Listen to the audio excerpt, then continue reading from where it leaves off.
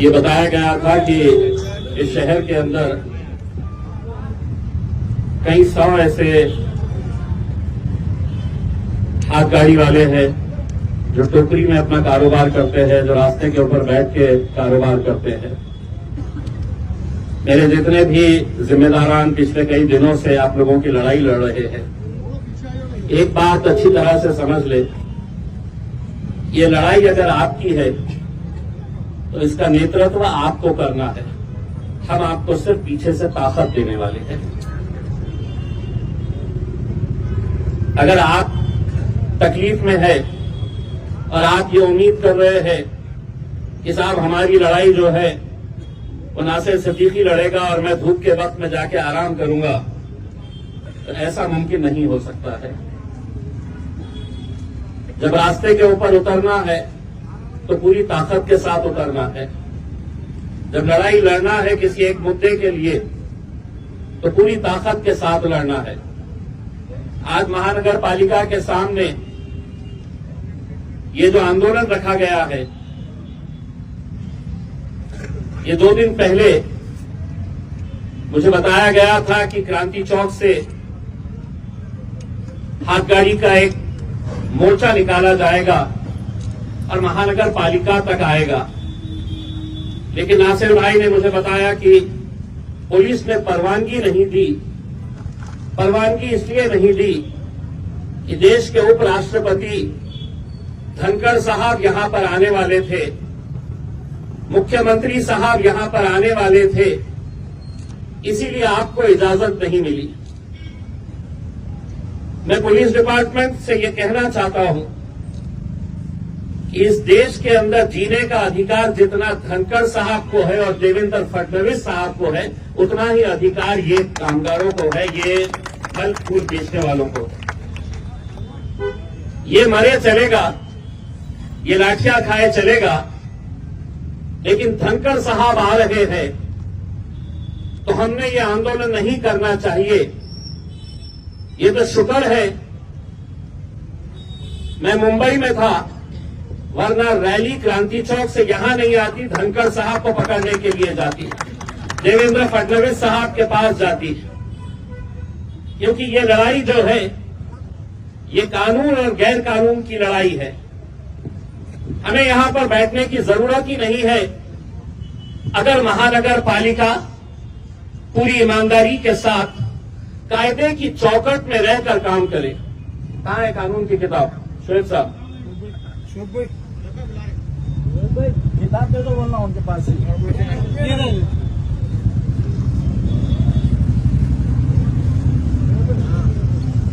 ये शायद आप लोगों को समझ में नहीं आएगा, लेकिन जो अधिकारी वहां पर बैठे हुए हैं उन सबको ये अच्छी तरह से समझता है, क्योंकि पूरे महाराष्ट्र के अंदर जितनी महानगर पालिकाएं हैं उनके लिए ये कानून इन्हीं लोगों ने बनाए हैं। न ये आपने बनाए हैं न हमने बनाए हैं। और इसमें आपको ताज्जुब होगा कि ये कानून के अंदर जो सबसे पहला कानून जो बनाया गया है, सबसे पहला कानून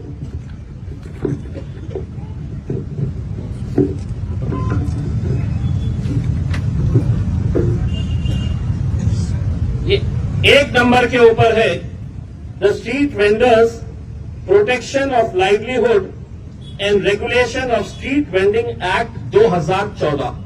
सबसे पहला इन्हीं की किताब है, मेरी किताब नहीं है। कानून मैंने नहीं बनाया है। और ये कानून 2014 के अंदर जब बना, उसके बाद 2019 के अंदर जब आप लोगों ने मुझे लोकसभा के अंदर भिजाया, तो मैंने ये बात दिल्ली के अंदर उठाई थी कि आपने कानून तो बना दिए हैं, लेकिन आज एक सच्चाई ये है कि कोई भी ठेले वाला सम्मान के साथ अपना कारोबार नहीं कर सकता है। कभी महानगर पालिका का दस्ता आएगा इन्हें उठाने के लिए, कभी पुलिस वाले आएंगे हफ्ता जमा करने के लिए, कभी उस इलाके का गुंडा मवाली आएगा, इस इलाके में बैठना है तो इतना पैसा दो। अगर कानून बना है तो क्या वजह है कि आज उसी कानून के तहत इस शहर के अंदर जितने हॉकर जोन होना चाहिए वो हॉकर जोन नहीं बनाए गए। 14,000 से ज्यादा, जिस तरीके से नासिर साहब ने बताया है, हॉकर्स का रजिस्ट्रेशन हुआ है। क्या आप लोग उसके अंदर हैं? मैं आपको बताता हूं, यहां के अधिकारी और आपका जो ठेका लेने वाले आपके नेता है, इन लोगों ने अलग अलग नाम से रजिस्ट्रेशन करवाया है। क्यों? कि सरकार ने इसी कानून के तहत प्रधानमंत्री स्वनिधि योजना जो बनाई कि ये गरीब है, एक टोकरी के अंदर ये मौशी अपना कारोबार कर रही है, ये कारोबार अगर बढ़ाना है तो सरकार ने पहले इसे 15,000 रुपये लोन देने का तय किया उस स्कीम के जरिए। वो 15,000 रुपये ये वापस करती है तो और ज्यादा इसे लोन दिया जाएगा। ऐसा करते करते 50,000 रुपये तक का लोन ये हाथ गाड़ी वाले, ये टोकरे में, ये रास्ते के ऊपर बैठने वाले जो कारोबारी है, उनके लिए ये सरकार ने ये स्कीम निकाली। लेकिन मैं आपको यकीन के साथ कह रहा हूं कि ये 14,500 लोगों की लिस्ट अगर निकाली गई तो उसमें आधे से ज्यादा बोगस नाम है जिनके नाम से 15,000 रुपये उठाए गए हैं इस महानगर पालिका, बांटे गए आपस में, और अकेले महानगर पालिका के लोगों ने नहीं। इसमें जो आपके यूनियन के कुछ पदाधिकारी है, जो शहर के छोटे मोटे लीडर हैं, वो सभी लोगों ने ये 15,000 रुपये उठाए आपके नाम पे, वापस किए, फिर 25,000 उठाए, वापस किए, फिर 50,000 रुपये आपके नाम के ऊपर उठाए गए। अगर नहीं तो मैं महानगर पालिका को ये कहना चाहता हूं कि जितने लोगों का रजिस्ट्रेशन हुआ है वो रजिस्ट्रेशन की लिस्ट ऑनलाइन डाले कि कौन से महल्ले के अंदर, मुकुंदवाड़ी के अंदर कितने ठेले वाले हैं, किसको लोन दिया गया है, उस्मानपुरे के अंदर कितने हैं, शाहगंज के अंदर कितने हैं, किरारपुरे में कितने हैं, ये पूरी लिस्ट आप डालिए, अपने वेबसाइट के ऊपर डालिए, आपको पता चलेगा कि कितने लोगों ने 15,000 कोई हाथ गाड़ी नहीं, कोई टोकरी के अंदर सब्जी फूल नहीं बेच रहा है, फल नहीं बेच रहा है, लेकिन आपके नाम के ऊपर 15,000, 25,000, 50,000 रुपये के लोन निकाले गए हैं।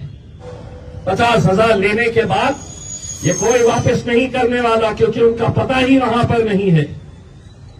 गलत तरीके से रजिस्ट्रेशन कराए गए, और सवाल यही पैदा होता है कि अगर ये कानून के तहत, अगर इन्हें सम्मान के साथ काम करने की, 2 वक्त की रोटी कमाने की अगर इन्हें इजाजत दी जाए तो ये क्या मांग रहे हैं? ये आपसे सिर्फ एक छोटी सी जगह मांग रहे हैं। महानगर पालिका की जिम्मेदारी है, कानून के तहत, मैं कोई भी बात कानून के अलावा नहीं बात कर रहा हूं, कानून के अंदर यह प्रावधान है कि हर मोहल्ले के अंदर हॉकर जोन होना चाहिए, हर एक को लाइसेंस देना चाहिए, आई कार्ड देना चाहिए। वो आई कार्ड से पता चलेगा कि कौन कहां पर बैठा हुआ है, किसका कौन सा इलाका है। लेकिन क्या ये सच्चाई नहीं है कि जो आ रहा है आपको उठाकर लेकर जा रहा है? मुझे बताया गया है कि हरसूल में किसी एक मुकाम के ऊपर जो जब्त करी हुई हाथ गाड़ियां हैं, कितनी हाथ गाड़ियां और जो वजन करने वाले कांटे होते हैं, कितने सारे हरसूल के अंदर पड़े हुए हैं। मैं मेरे तमाम जिम्मेदारों से ये कहना चाहूंगा, अगर इनकी मदद करना है तो प्रशासन को 8 दिन का समय दीजिए। एक एक गाड़ी इन्हें वापस मिलनी चाहिए, एक एक कांटा इन्हें वापस मिलना चाहिए। ये लड़ाई आप लोगों को, हम सबको मिलकर लड़नी है। आप बिल्कुल सही बात है, यहां पर बोलने वालों ने बताया है कि महानगर पालिका के अंदर सब कुछ अच्छा है, ऐसा नहीं है। गरीबों को किस तरीके से निशाना बनाया जाता है, कुछ दिन पहले एक अखबार के अंदर महानगर पालिका की तरफ से एक नोटिस आई, जिन जिन लोगों का टैक्स 1 लाख रुपए तक का नहीं भरा हुआ है, 1 लाख जिसका नहीं भरा है, उनकी प्रॉपर्टी जब्त की गई है। 1 लाख जिसका नहीं भरा गया है, ऐसे 32 लोगों की प्रॉपर्टी जब्त करके उसकी नीलामी करने की नोटिस महानगर पालिका ने दी। 1 लाख रुपया मैंने महानगर पालिका को लिखित के अंदर दिया हूं। कितने ऐसे लोग हैं शहर के अंदर जिसके 15 लाख, 20 लाख और 50 लाख रुपये बकाया है अभी तक? तुम उनको नहीं पकड़ोगे। गरीब को इसलिए पकड़ोगे कि तुम समझ रहे हैं कि गरीब की कोई आवाज नहीं है। लिखित के अंदर देने के बावजूद कि किस इलाके के अंदर किसके 15 लाख रुपये बचे हुए हैं, किसके 10 लाख रुपये बचे हुए हैं, क्या उनके लिए कानून अलग है? इनके लिए कानून अलग है। लेकिन नहीं, उन्हें यह मालूम है कि ये गरीब है, ये कितना लड़ेगा, कैसा लड़ेगा। लेकिन आपको मैं यकीन दिलाना चाहता हूं, कोई आए ना आए आपकी लड़ाई लड़ने के लिए, ये जितने खड़े हुए हैं मेरे साथ, ये आधी रात को आपके लिए खड़े रहने के लिए तैयार रहेंगे। मुझे खुशी है कि आपकी लड़ाई के लिए जिस तरीके से ये लोग अपने अपने इलाके के अंदर गए, मोहल्ले मोहल्ले के अंदर गए, और आप लोगों से यही अपील की कि ये लड़ाई हम लड़ेंगे आपके साथ मिलकर। हम भी चाहते हैं, हमारा क्या मफाद है इसके अंदर? हमारी सिर्फ यही कोशिश है कि ये गरीबों ने सम्मान के साथ, ऐसा नहीं कि महानगर पालिका की गाड़ी आ रही है तो महातारी बाई टोकरा उठाकर भाग रही है, हाथ गाड़ी वाले भाग रहे हैं। ये जहां पर हो रहा है, मैं एक आपसे भी कुछ बात कहना चाहता हूं। मैं धंधा कर रहा हूं तो मैं कहीं पर भी खड़े रह सकता हूं, कितनी भी सड़क के ऊपर मैं आ सकता हूं। इसका ख्याल हमको भी करना है। हमको भी ये बात सोचनी है कि जहां पर हम दीवार को लग कर अगर हम खड़े रह सकते हैं, चाहे वो केले बेचिए, फूल बेचिए, फल बेचिए, सब्जी बेचिए, जो बेचना है। लेकिन क्या ये सच्चाई नहीं है कि कई ऐसे रास्ते हैं कि जहां पर रास्तों के ऊपर हाथ गाड़ियां लगाई जा रही है? अगर हम इनका समर्थन नहीं कर रहे हैं महानगर पालिका, तो ऐसी हरकतों का भी हम समर्थन नहीं करेंगे। क्योंकि कानूनी लड़ाई हम उसी वक्त लड़ सकते हैं पूरी ताकत के साथ कि जब हम अपने नियमों के अंदर रहेंगे। यकीनन आज इनके पास कोई भी उन्होंने हॉकर जोन नहीं तैयार किया है, इसीलिए ये डर डर के कारोबार आपको करना पड़ रहा है। लेकिन हम महानगर पालिका के अधिकारियों से अनुरोध करते हैं कि आप जब तक हॉकर जोन नहीं बनाते हैं, तब तक आपने ये जो मिलिट्री इन लोगों के ऊपर छोड़ रखी है, वो मिलिट्री को अंदर ही रहने दीजिए। और अगर इसके बाद इस शहर के अंदर आप अगर सही जगह के ऊपर खड़े रहे, हम आएंगे लड़ने के लिए।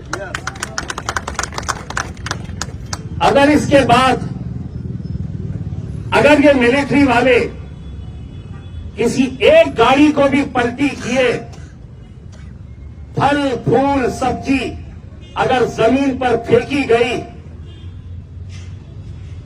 तो जवाब उन्हें कैसा मिलेगा ये अच्छी तरह से समझ लेंगे।